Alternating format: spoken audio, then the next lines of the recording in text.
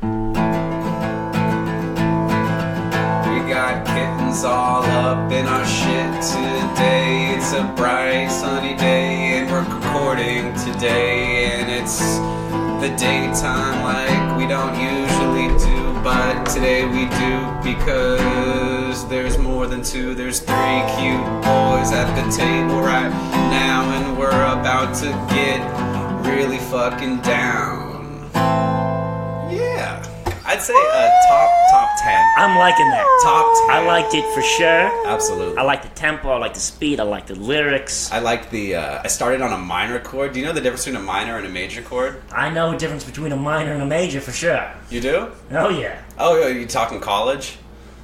Or a minor and a major chord? Like a minor chord is sad sounding, like a... Okay. And then the same chord, the same A majors, you can hear like, one sounds kind of happy. Okay, yeah. And then this one is like, oh. You know, I was talking about baseball. I know the difference between minor and major baseball. Oh, I see. Yeah. I see. No, it's the same thing, because minor league is sad. Okay. Disappointing, always. Yeah, if your dad is a minor league baseball player, you're not as happy as your dad being a major league baseball player. For sure. That's for sure. Kayla, are you done? I'm listening to the whole conversation, but my mind turns off when I hear baseball because I couldn't give a fuck. No fucks are given. Oh, so now you're blaming it on me. No. So now you don't like... You played baseball for most of your young life. So many years. Could I tell you how the game is played? No. Because I blocked it out every time I was on the field. Is it a field? Is it a court? Definitely a court. Is it a rink? Our boys get on that baseball court today. Yeah, every time I was on the baseball rink, I was in the outfield. I was a third base outfielder. And I would just stand there and hate my mother. Because she was the coach, like a freak. It wasn't a softball team. It was a baseball team. I love baseball. I played it a lot. Were you the only female on the team? Oh, yeah. The only white person, too. Wow. I'm not saying that disparagingly. It was just awkward because You're the only girl like, and the only white person? Yeah. That's a double whammy. I was the only white person in the whole school. I can't believe you played an inning. K through 8. No, seriously, it was ridiculous. There's a school picture of me with my hair in cornrows, but like white girl bangs, because I wanted so badly to fit in, and my mom was not about telling me that things were a bad idea. Kayla in cornrows. So what position did you play? That was like third base outfield. Third base outfield is not enough. I see you being like a third base coach. Yeah, good third base coach. That's what I'm saying. Hold it, go. My mom would just like put me out there. Every day my mom would be like, we're going to play catch. And I'd be like, please no. Please don't play catch with me. We also lived on a boat, so playing catch was suspicious. Yeah, how'd you play catch on the We'd dock? go to the boat parking lot where all the other cars were, like for people who didn't actually live on the boats. Wow. Wow. It's That's not. so sad. It's the saddest shit ever. I'm feeling very sad for you. You should. My life is a nightmare. So instead of like having a front lawn, you would walk off your boat. Onto the dock, into the parking lot. Right. I also rode my bike in the boat parking lot. That's where I learned how to ride a bike. Okay. The one time I ever had friends over, we played tag in the boat parking lot. The one time you ever had friends over? You remember that time? I do, because it happened like one time. Tell me about that time. What a good time. Yeah. There was a couple kids from the neighborhood, and by the neighborhood I mean they lived like 4 harbors away. Okay. So they're boat kids. But no one wants to hang out with a boat kid. Even other boat kids? Yeah. Oh no, because there's self-loathing boat kids. Yeah. There's a twofold. There's a big class disparity between boat kids because like there's some boat kids that literally lived on like a boat that was half sunk in the ground, and it was like the Weasleys but on a boat. We didn't talk to those boat kids a lot. One kid slept in a clawfoot tub. And they were always muddy. It's the above like an old-timey tub with little feet that are like bear paws. Did you sleep in one of those? Yeah, one kid, that was his bed. Ugh. In this sunken Did they give him boat. like sheets and pillows, or was he There just was like some towels in there. It was like when you bring home a sick kitten and you put it in the bathtub so it doesn't shit in your house. That's where the kid slept. So there was like those people, we didn't talk to them a lot, and then there was like the other side, which were like really rich people that worked in tech that just happened to live on a boat, and we didn't talk to them either because we were poor. Yeah, peasants, commoners. We were commoners, and so it was not a good thing. But the like one time I ever had a kid come over. Oh, there was 2 times. One time kids came over voluntarily. Another time this kid's dad forgot to pick him up from Little League practice for like an hour, and his dad just never came back, and we had to just take him home. And I was stoked because I was like, he lives with us forever now. Okay, yeah. I was like, I'm so glad to have a brother. Like, this is great. Like, my life was like a Disney movie in my head. And then his stupid dad showed up, and I was like, you fucking asshole. I'm sure that kid was thinking the same thing. I know. Can you imagine being that kid that for hours your dad just never comes to pick you up and you're just with strangers now? Yeah. God, but yeah, we were playing tag, and I remember I almost cried because there was this weird, like, Nigerian guy that lived on the docks, and he was really gruff, and I was like hiding on top of this box. Was he by chance a pirate? He was probably a pirate. There's actually a good chance. And I was hiding on top of this box for hide and seek, and he walked by and he just started yelling at me about the fucking fiberglass shards. He's like, "You're gonna get covered in fiberglass shards," and he was just like screaming at me like he was my dad. He was like an angry Nigerian guy, and I was one of those things when you're a kid where you're just nodding because if you say anything, you're going to just burst into tears. And I was like, this is the one time I've had people over. And now this Nigerian guy's yelling at me. I feel like any parking lot is the worst place to play tag. Yeah. That's it was high stakes. A guarantee for a dead kid. Yeah, it was high stakes tag, you know? Very high stakes. But that's what I love about my mom is she was like overprotective, underprotective at all times. Where like she wouldn't let me ride the school bus home because she was worried that I would get abducted, but she would let me stay at the school alone until like 6 o'clock at night every day. Because what creeps hang around after school care or just alone? Just alone in a hallway. The school lets you do that? I mean, it was high school, so I was like... you have to hide from the custodian and shit? Yeah, I was like 13 by that point, so she's like, there was a bus that took me... 13 in high school? Yeah, I turned 13 like a week before I started freshman year. Is that normal? No, it was a bad idea on all fronts. Like, all the peers in my class with me were like 15 and 16 in my grade, and I was like literally just turned 13. Like, I looked like a sad 12-year-old girl. I had not hit puberty. I was 14 through my freshman year. Yeah. I think. Yeah, I was 14, and then I came in at 14, and I turned 15. Because you were probably one of those kids that started early. There's either the kids that start, like, where their birthday is, they start late, and my then birthday's in May, so I would always turn the age that everybody else was towards the end of the year. I turned 16, sophomore year. Yeah. So that's when I started driving. So that's what I'm saying. You were like an early start kid where you aged up like halfway through the year. Yeah, I turned 16 at the end of my sophomore year, in May of my sophomore year. Yeah, like I was an early start kid and then I skipped a grade, which is why, like I swear to God, my birthday's like August 14th, so like a week before freshman year started, I turned 13. I was essentially 12 years old. Did you skip a grade because you were so smart? Again, this is my mom's fault. My whole life is just blame it on my fucking mom. But the school I went to where I was the only white kid, like I could read in like second, third grade, and so my mom. I can't read now. Yeah, I know, Mike. That's why we don't let you do anything official for the podcast. This podcast is mostly teaching Mike how to read. Yeah. Yeah, he actually has Hooked on Phonics open in front of him right now. But, like, my mom wanted to be able to say she had a smart kid, so she convinced the faculty to, like, skip me up a grade because she was a teacher there. And they were like, okay. Like, we just don't give a shit. And everybody in my family was like, this is such a bad idea. So I've heard your mom is a real estate agent and a school teacher? Yeah, she did not. So, again, she did not go to school to be a school teacher. She was a teacher's aide, and halfway through the year, the teacher quit. It's in Marin City, and Marin City's a lot like Oakland. Like, it's a really bad place. So this school... Hey, Oakland's pretty Oakland's nice. better now, but I'm saying it was ghetto as fuck when I went there. I like the old Oakland. Yeah. Marin City? Okay, Not the best. listen, all of you, I like the old Oakland. Shut the fuck up. You don't know what the fuck you're talking gentrification. about. I went to the Oakland Zoo. Oh, yeah? Oh, delightful. I love the Oakland Zoo. It's the best. I think it's the best zoo in the Bay. Yeah, I went to the SF Zoo. Yeah. Garbage. Oh, yeah, it's true. The Oakland Zoo is great. It's because it's more like Africa. Other than Oracle Arena, it's the best zoo in Oakland. Oracle Arena. Oh, wow. Okay. Hot take. Guys, this is turning into a right-wing podcast slowly but surely, and I think we need to stop joking. I once got into Oracle Arena. I don't know if I've told you guys the story before, but I went to see G-Eazy at Oracle Arena one time. Yes, we've heard. And I was sneaking in this metal flask of alcohol in my waistband. It was a gingerbread man flask, and it was metal. And then I don't think about it until we're like getting in line, and I realize, oh, there's a metal detector. Oh, shit. I'm about to get my thing taken away.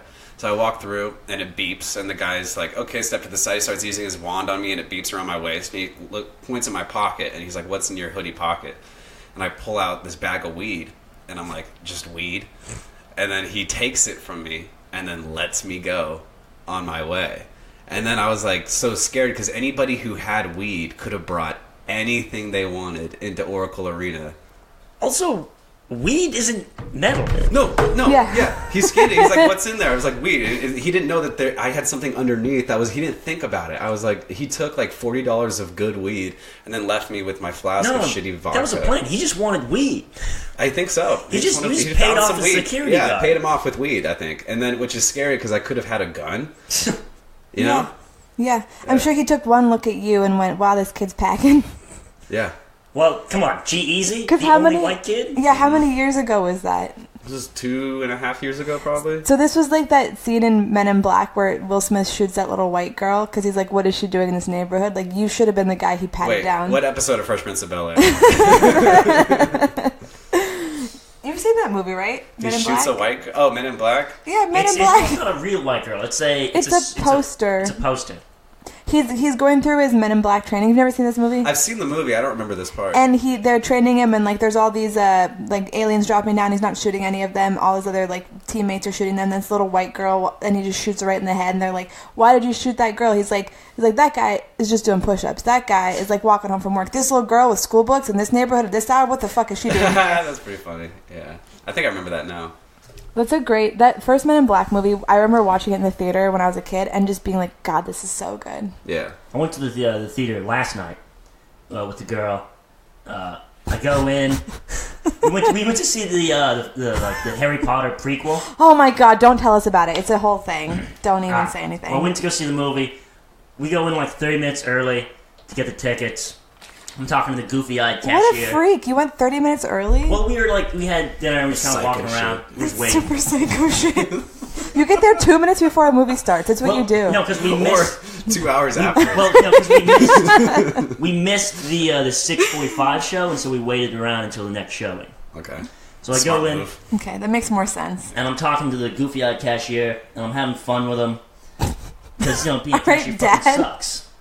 I'm like, hey, what's your policy on sneaking in dwarves? Oh my God. Do you have like a strict policy on dwarves sneaking in? I was like, what? And I'm like, your policy on dwarves. He didn't know what the policy was. So I get the tickets, I leave, I come back, like when the movie starts, Hannah goes to the bathroom, I'm holding her bag. I make eye contact with the cashier, I hold her the bag, I'm like, I got the dwarf. I'm ready to watch the movie. Was it a big bag or a small bag? Oh, tiny bag. Super small, almost a purse.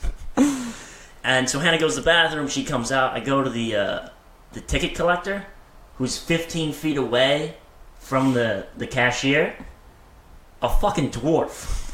Mm-hmm. She's a dwarf. Damn. Wow, Mike. How did you not notice she was there? Was it because she was a dwarf? Because she was hiding behind the podium. Typical dwarf maneuver. No, I just didn't notice her, and she definitely gave me some attitude. I gave her mean... the tickets. Just a little bit, though? Just a little bit? You wouldn't like if you keep talking to me like that, I'm going to put you in this purse with the other dwarf.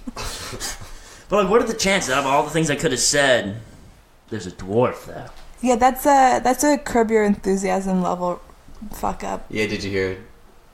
Doop, boop, boop. And then just pans over Mike's face and he's just like, Just pans over to Hannah's face and she's pulling a Cheryl David where she's just like, oh, Larry. Hand on the chin. Oh, Larry. Or hand on the brow. I didn't know it was a midget. I was supposed to know. And then Seinfeld comes in. Yeah. I said midget's over there. It's crazy. Oh yeah, we went to see that movie and we went in. It was like 1:58, and the movie was supposed to start at 2 to see like the fantastical beasts and all the racism or whatever. What is it called? Excuse me? It's about... It's like the crimes of Grindelwald. The crimes of... Yeah. What's his first He's name? racist. I don't Grindelwald. know. He's a white dude. Grindelwald. He's supposed to be Hitler in this storyline. He's rounding up all the muggles and he wants to dispose of them. He's a gay When white I was dude. watching the last 30 minutes It's also set before World War II. I thought they were trying to make parallels between him and the current day administration. Sure, but like it's also like in the Harry Potter books, it was supposed to be around the time of like Hitler, when he was rounding up Muggles. Anyway, it was like 1930 something. Yeah, because J.K. Rowling, she's British, and that's a big thing in England. So that was happening at the same time. We're just supposed to ignore the fact that Albus Dumbledore let the Holocaust happen. Yeah, and just kind of sat back and just because they were busy dealing with Grindelwald. It was much more important. You're telling me he couldn't do one spell and fucking make that shit? They're not happen? allowed to. Alakazam, that Holocaust. They're not allowed to get involved. Alakazam. Yeah, but this is not what's important. What's important is what happened to us. Oh yeah, which was almost which was the real atrocity. Yeah. Yeah. We go in and it's like 1:58. The movie's supposed to start at 2. We're like, we want 2 tickets to this movie. They're like, okay, done. We walk over. We get a bunch of popcorn and drinks, and then we go to the guy. We hand him our tickets, and he's like, okay, theater number 4. We're like, okay. So we walk down. We get in. The movie started, but I'm like, okay, well, it probably took 10 minutes to get drinks or whatever. Like, fine. I figured we walking in on the. I figured previews. we just stopped. Yeah, I figured we hit the previews. So I'm like, we weren't there that long. But we're definitely mid-movie. We don't know exactly. But no, I didn't. So I sit down and I'm like, well, the movie must have just started. Yeah. And they're literally, it's at the part where they're like drowning that baby. So we walk in like at that part. Did you watch the movie? That's deep. That's deep into the movie. So we walk in, and I think this is the beginning of the movie. We sit down, like 5 minutes after we sit down, they're drowning that baby, and I'm like, this is a weird way to open a movie. Hard jump. And I just kept thinking, like, I feel like I'm supposed to understand more than I am. Wow, right they now. haven't introduced any characters. No. Nothing's being introduced very well. And I was like, I didn't see the first one, so maybe maybe this is a worse movie than I thought it was going to be. And then in like 20 minutes, the movie just ends. And the credits roll. We look at each other like we went into the wrong theater. But then the guy told us to go into the show and it started an hour. Yeah, we go out and I look at the ticket, it says 3:45, and I'm like, oh, okay, so she gave us the wrong one. So I go to the thing and I'm like, hey, so this was like kind of a double fuck up. Like you guys gave us the wrong ticket, and then like the ticket terror didn't even realize that we were walking into a movie that's supposed to start. Was the dwarf? He was not a dwarf. See, I think that was a problem. Right? The dwarf did it great. The dwarf would have known. I'm sure she brought you to the right theater. Yeah. They have incredible attention to detail. But she lacks in size. She lacks. They have a very small focus. Yeah. She's gonna be the best ticket terror her whole life, her whole 40 years. Whenever I hear terror, I just hear like terror, like Tower of Terror. Just a tower. Like of every time in life. Sounds awesome. No, like every time I hear someone say terror. This tall patriarchy. I don't think the I wonder if patriarchy. Think about the like we are the 1% of midgets in this world. We are 1% of your height. Oh my god. Yeah, so we complained and the guy literally couldn't give a shit. So they have a WNBA. Is there an MNBA? Midget NBA? So they have kitty hoops or real size hoops? Oh, real size hoops. Kitty hoops, like for awesome kitties? To watch. But like I think they probably have like kitty sized hoops. Like kid sized or kitty sized? And it's weird is in the MNBA they're all black still. They're still all black, yeah. Doesn't matter. You can't say black on the radio. Oh, is this the radio now? You can say African American streaming? midgets. African American little people? Do they like to be called little people? Because I don't think that we should get our information from Bad Santa. I know. I don't think... I just don't think you mention it. You don't bring it up. No, I just think, you just... How do you not bring it up?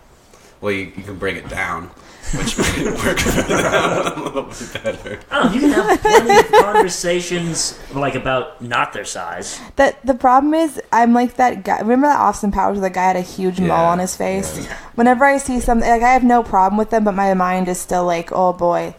Should we address this? Have you seen like I'm the only one. A bit about his dad meeting a black guy. It's like watching a dog like see that you have candy. He's like edging. He's like about to say something and doesn't say it. He's like, I work with a black guy. He's like, oh. No, I've never seen that bit. I love that so much. No, yeah, that like I always do that though, and it's a problem because I don't want to do that. Like I don't want to be that person that's like, but like especially when there's someone like in a wheelchair. I always want to be like, hi, you're in a wheelchair. Can we move on now? Because I'm so uncomfortable. It was probably over here on Santa Rosa Ave at the Best Buy. I walked in and I was playing the PS2 demo they had. This is how long ago this was. And then this kid came up to me, next to me, and started playing it. He has one eye. Oh, something happened to one of his eyes. Did he have an eye patch? Or was just letting it hang loose? It was just letting it out. It was just skin, bro. Oh. It was just like fucked up skin. And then I looked over and I was like, whoa. And my dad was right next to me. I was like, Dad, this guy has one eye. This guy's what? Do you see that? This kid has one eye. And I started saying like, this guy has one eye. And my dad like takes me out of the store and like yell and like sternly talks to me like, hey, He probably lost it in a fire or something. Like, That's a really specific thing to said lose. He lost it fighting for this country. Fighting for your freedoms, so you could be here. He's younger than me. Yeah, we went to I took my daughter to get shots at a doctor's appointment, and there was this little kid that was her age, but he didn't have any fingers or thumb on his hand. Like, it was obviously like a birth deformity. And I was panicking because I'm like, oh shit, I've never talked to my kid about like how to treat disabled people. And but then I was also doing that thing in my head where I was like, oh shit, that person's deformed. So I was like panicking because I'm like, I don't want Sounds like you were the problem. No, I know. That's what I'm saying. I was like, I don't want my kid to make a big scene about this, but Jesus Christ, is anyone gonna address the fact that this kid has a deformity? I was like, so I'm like panicking in my head the whole time because I didn't know what to do. And also I was talking to his mom, which was a double whammy because I can't talk to women at all or other mothers. I just can't do it. And like, you can't talk to women? I don't know how. Just, how come your kid's so fucked up? No, and they were the cutest kids. Like, the older brother was Gwen's age and the little brother was Mag's age. They were like same age as my kids, but one kid didn't have a hand. And like, Gwen's talking to them totally normally. And then he's holding a book, and Gwen like points at his hand, and she goes, what is that? And my heart stops, and I'm like, oh my God. And I'm like, Gwen, sometimes it's not okay to talk about. And then she goes, what is that book? And I was like, oh, for fuck's sake. Good save. And the mom just looks at me, and I'm like, I know, I'm a fucking asshole. I'm so sorry. That's the kind of shit that happens at public libraries. It was in a doctor's office. I want to start a class and teach you and a group of preteen boys how to speak to women. Please do. You in an auditorium with a bunch of 11-year-old boys. Like, I'm not no, seriously, I'm not a lesbian, but I might as well be with how unable to. I am. I'm like a little boy trying to ask a girl to like the school dance. Yeah, it's terrifying. Did you ever ask a girl to a dance, Mike? I don't think I ever actually did. I only went to like dances my senior year, and I was high. Were you a loser? Yeah. Well, I asked one girl to a dance, but that was like middle school. Yeah. Well, do you remember like how nerve-wracking that was, like to ask your? It wasn't too bad. I was already dating her. Oh, so that's not that bad. Yeah, it was pretty easy. It's not that bad. I went to prom with a friend my junior year, and to ask her, I in the middle of honor band, I stood up right as Mr. Regan, our band teacher, was about to start having us play with his little conductor, gay-ass stick or whatever. I stood up on my chair, and I said, hold on, everybody. I was like Kanye. I was like, I'm going to let you finish, Mr. Regan, but first. That was the only time I ever asked somebody to a dance who I wasn't dating, where I was kind of like not sure if they were going to say yes or not. How'd it go? It went well. She said yes. I just met that girl for the first time after a show the other night, and she came to 6th Street Playhouse. Yeah, and her and Chris are going to go to a bonfire together. What? That's nice. What are you talking about? They're going to go to a Dillon Beach bonfire together. Is this like a bonfire, like a party bonfire, or like a cult religious a party bonfire? We're burning bodies. Yeah, sacrificing a goat to the moon god. Yeah. We were there, and I walk over. We're going to leave, and she's like, "Oh, bye, Chris," and he's like, "Bye." She's like, "I'll see you at that bonfire." He's like, "Yeah, great. Like, I'll see you at that bonfire." And I was like, "What the fuck are you talking about?" And I was like sitting there, and I was like, "Okay." He's like, "All right, well, bye. Like, see you later." And then he's like, "Oh yeah, that's the girl I took to junior prom. We're gonna go to the Dillon Beach bonfire." No, that's not what happened. Stop. Baby's not allowed. Yeah, he wasn't like, "Oh, this is my pregnant fiance." This thing about the salty air, it's not good. It was so awkward. He was like, he wasn't like, "This is my pregnant fiance that I love." I was tincture high then, and you're tincture high now. I'm tincture high now. And I can tell you, like, I was just kind of freaked out. I had a bad show. I felt like the improv people were making fun of me. I felt like I was very just in my own head. I need to get out of that space. So you took it out on me by going to a bonfire with your junior prom girlfriend? Yeah, because that's what I did. I'm so tired of junior prom. Junior prom follows me always. I got asked to a Valentine's dance when I was in 8th grade, 7th grade. I had never been asked to a dance before, and it was this kid named Scott, and he was a ginger. He was such a ginger. And he, like, gave me a teddy bear and, like, asked me to the dance. That's so cute. Oh, boy. Well, he was, like, a Raiders fan. And I remember I didn't even. A Chiefs fan? My mom's a Niners fan, and she'd always raised me to believe that Raiders fans were mentally handicapped. And well, she's a little bit right. She's right. And he was, I think. And so, like, I remember my dad told his whole office that I got asked to dance, so I called him at work one day to, like, remind him to pick something up on his way home. And his secretary was like, so I hear you going with Scotty to the dance. And my dad got on the phone, and I just, like, went off on him like he was, like, a really bad PR person, and he was ruining my career. Wait, rep. Wait, Yeah. what office did your dad work at? It's a great question. Yeah, that's a better That's a really good question, yeah. I just can't think of your dad going You mean to... the guy who lives on a boat and talking to me about Alex Jones for 40 minutes? Yeah, he had a brief stint Gave where... me a lot of websites I need to go check out. Please don't check any of them out. If you friend him on Facebook, he'll send them all to your inbox, so don't do it. I have my father's blocked on Facebook.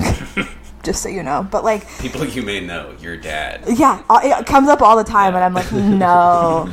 But he worked at a theatrical lighting company, and so the office secretary, like, I'd call him to remind him to do shit after work, and, like, he literally told the whole office I got asked to a dance. It was so... I remember I was, like, 12 or 11, and I was just fucking mortified. I think for a dad, like, that's a better response than being like, who the fuck asked you to a dance? No, it's not, because my I think dad... it's cute, because, like...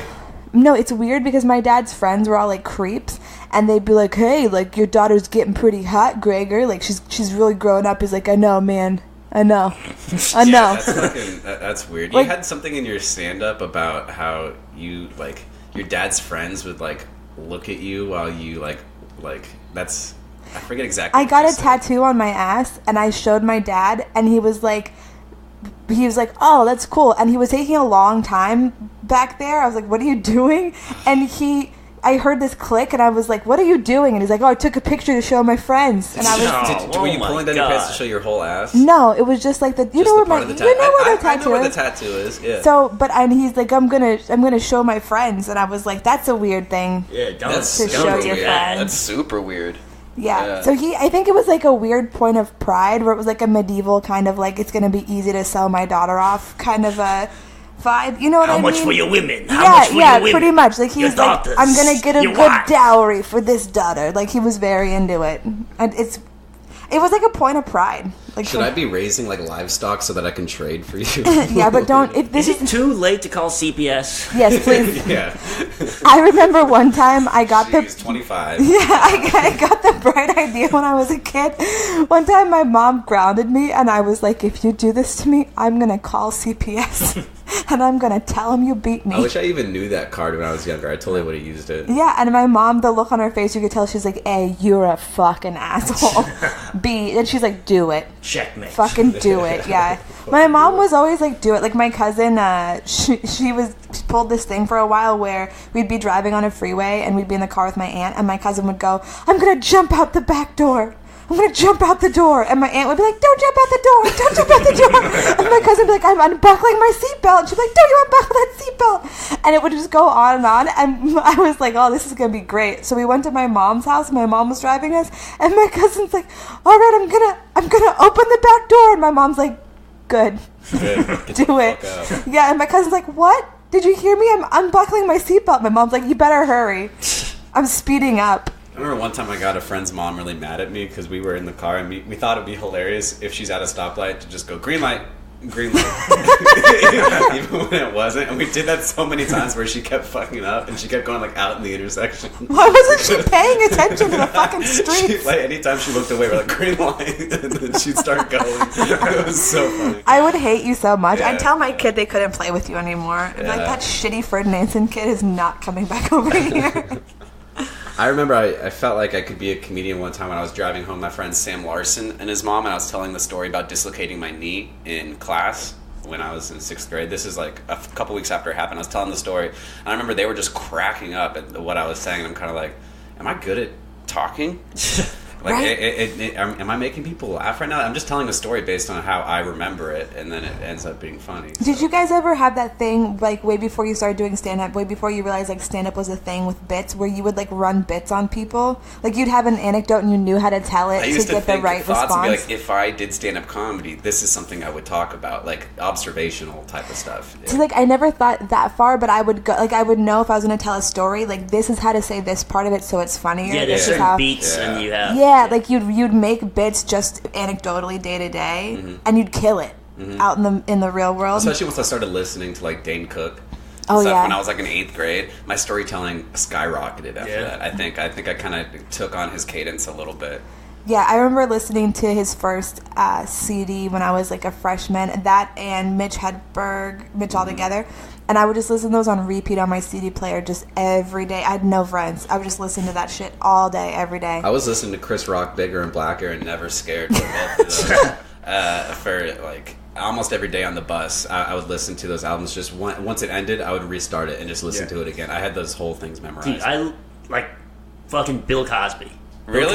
Bill Dude. Cosby's the fuck that. This explains- It's like Bill Cosby, or like the real Bill Cosby, where he's talking about like going to the dentist and shit.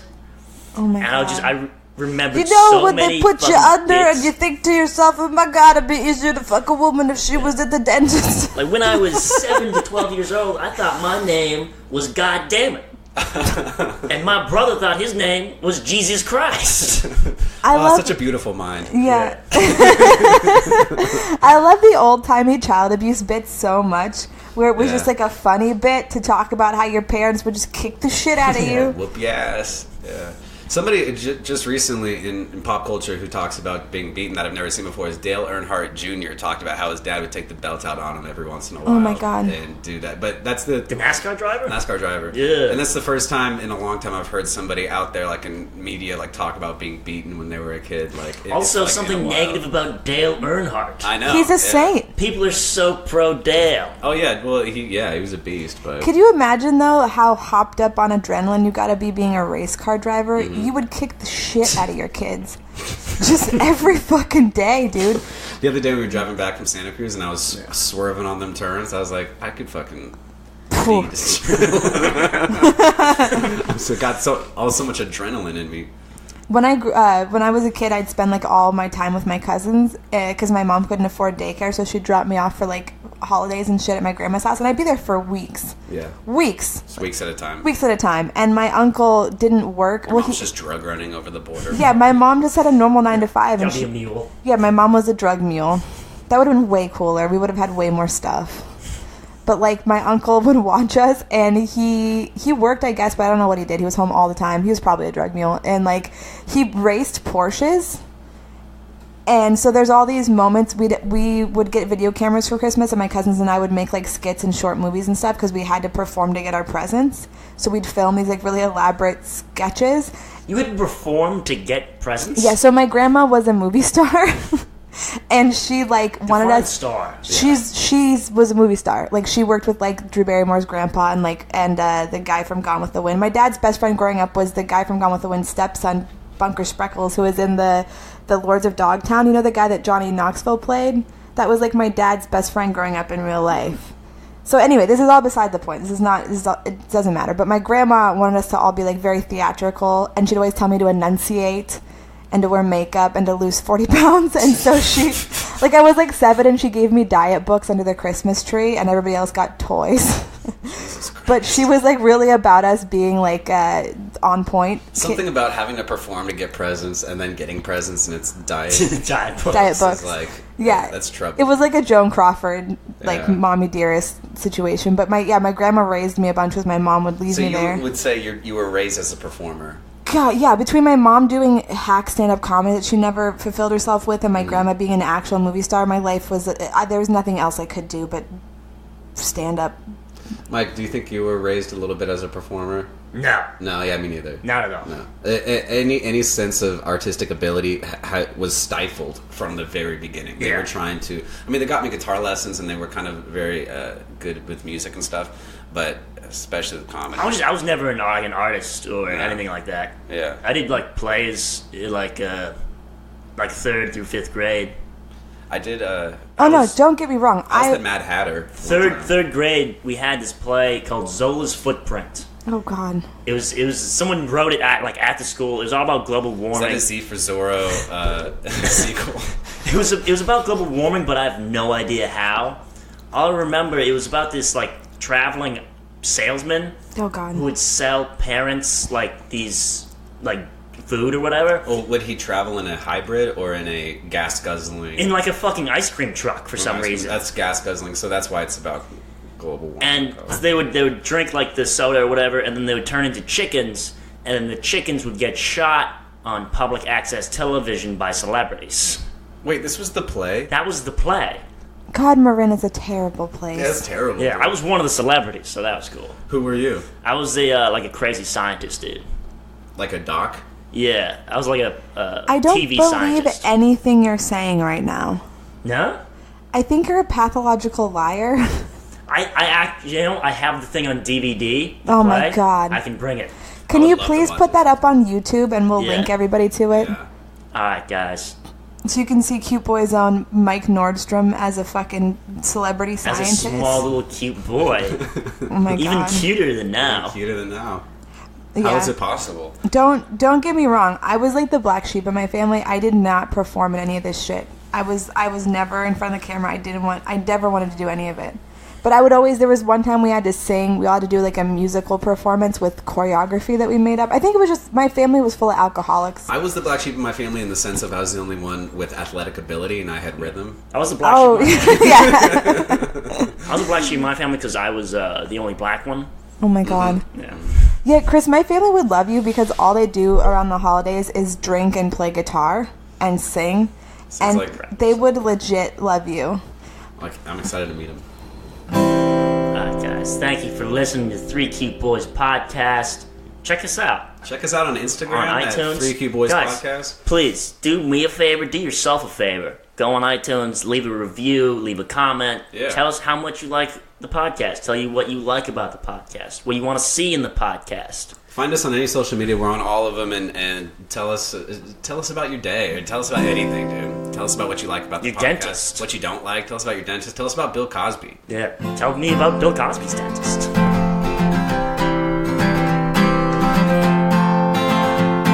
The sun's getting lower, and I got a blower that doesn't take gas, it takes a battery. Hey, that's pretty cool. It's amazing what people will invent when they have to do something without gas. And this podcast had a lot of it. It's called Gumption and Muster or Moxie, whatever you want to call it. We got a whole lot of it because we got the power of three cute boys, baby.